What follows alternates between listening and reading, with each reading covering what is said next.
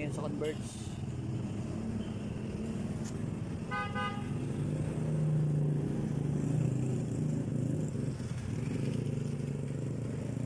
Bayad muna kami.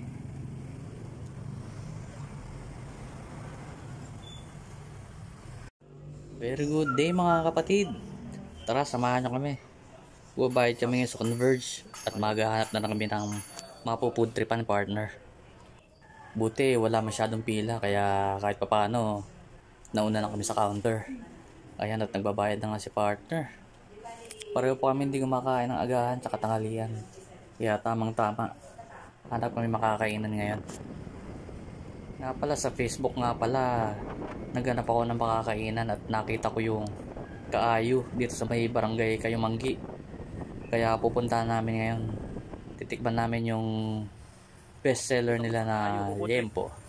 Ayan, at nandito na nga kami sa Kaayus. Dito lang yan sa may barangay Kayumanggi. Yan. Yan, at namimili na nga si partner. Ako kasi nakita ko liempo na lang. Mahilig kasi sa liempo. Ito nga pala yung place nila. Malinis, saka talagang presko kasi high ceiling sila kaya makakapag-relax din kayo kahit paano. Medyo matagal din si partner maghanap ng pagkain niya. Kala mo nagbabasa ng songbook eh. At ito na nga, dumating na ang aming order.